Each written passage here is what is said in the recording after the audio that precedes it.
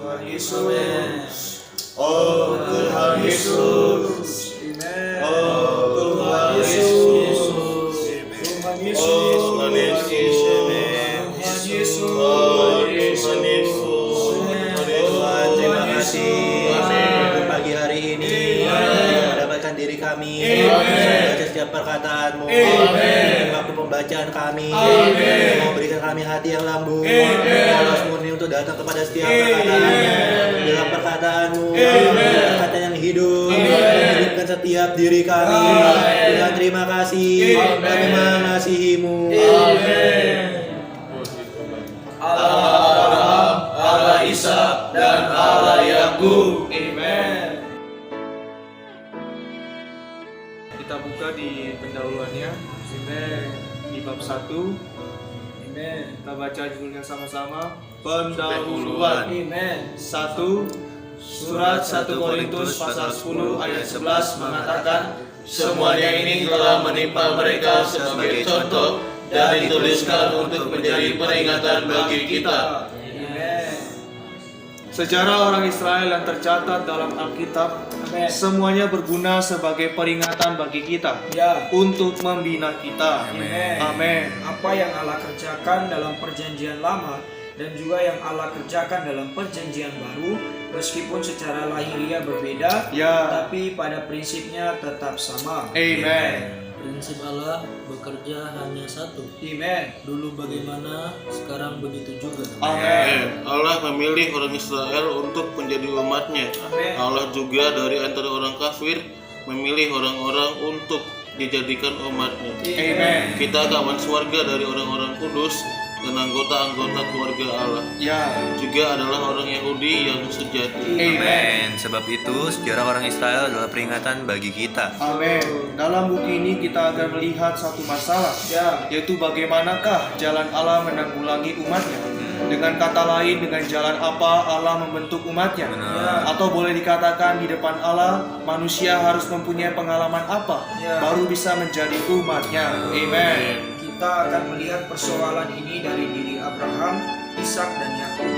Amen. Karena Abraham, Ishak dan Yakub dalam Alkitab mempunyai kedudukan yang khusus. Amen. Dua, Alkitab memperlihatkan kepada kita bahwa umat Allah mempunyai dua permulaan. Amin. Permulaan pertama adalah Abraham karena pemilihan Allah. Panggilan kasih karunia Allah dimulai dari Abraham. Amen. Masih ada satu permulaan lagi, yaitu kerajaan Israel. Amen. Allah memberitahu orang-orang Israel bahwa mereka akan menjadi miliknya dari antara segala bangsa. Amen. Dan mereka akan menjadi kerajaan imam, bangsa yang kudus bagi Allah. Amen. Sebab itu umat Allah benar-benar dimulai dari Abraham. Itulah juga benar-benar dimulai dari kerajaan Israel. Amen. Dari antara dua titik permulaan ini Allah mendapatkan tiga orang, yaitu Abraham, Ishak dan Yakub. Amin. Setelah ada Abraham, ada Ishak dan ada Yakub. Kemudian ada kerajaan Israel. Sejak itu kerajaan Israel terlebih dahulu menjadi umat Allah. Amen. Sejak saat itu mulailah ada umat Allah. Amen.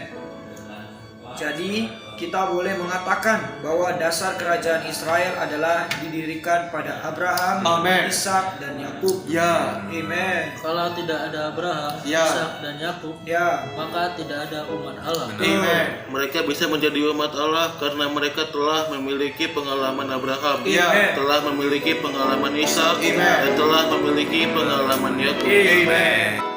Puji Tuhan, saudari. Di sini saya akan mempresentasikan hasil mind map dari kelompok kami tentang Allah Abraham, Allah Ishak, dan Allah Yakub. Saudari, di bab 1 pendahuluan dijelaskan mengenai perkara sejarah orang Israel. Bagaimana cara Allah membentuk umatnya? Yaitu melalui dua permulaan.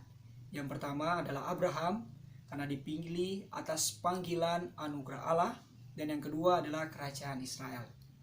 Kerajaan Israel di sini mengacu kepada orang-orang Israel yang adalah milik Allah di antara semua bangsa.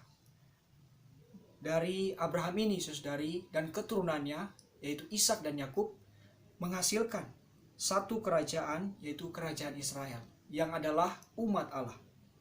Maka dari itu, saudari, mereka memiliki satu kedudukan yang khusus di dalam Alkitab. dikaitkan dengan perkataan Allah dalam Perjanjian Lama dalam Keluaran pasal 3 ayat 6 dan perkataan Tuhan Yesus dalam Perjanjian Baru dalam Matius pasal 22 ayat 32. Saudari, Allah ingin mendapatkan sekelompok orang untuk menjadi umatnya. Allah pun perlu menggarapkan satu permulaan rohani di atas diri Abraham, Ishak maupun Yakub. Abraham mengenal Allah sebagai Bapa yang adalah sumber segala sesuatu. Ishak mengenal Allah sebagai Bapa yang memberi, Bapa yang menyuplai. Dan Yakub mengenal Allah sebagai Roh yang menanggulangi. Saudari, agar di hadapan Allah memiliki satu pengalaman rohani yang tersalur ke dalam umat Allah, maka dari itu umat Allah perlu memiliki unsur Abraham, unsur Ishak, dan unsur Yakub. Kita beranjak ke bab 2, judul besarnya di sana dikatakan terpanggilnya Abraham. Saudari, terpanggilnya Abraham berkaitan dengan permulaan pekerjaan pemulihan Allah. Saudari, titik awal pekerjaan pemulihan Allah dimulai dari Abraham. Allah memanggil Abraham agar dapat menanggulangi situasi dosa. Ini yang disebut sebagai permulaan penebusan. Saudari, tujuan Allah memanggil Abraham agar Abraham pergi ke tanah yang telah Allah berikan kepadanya. Itu berada pada aspek positif.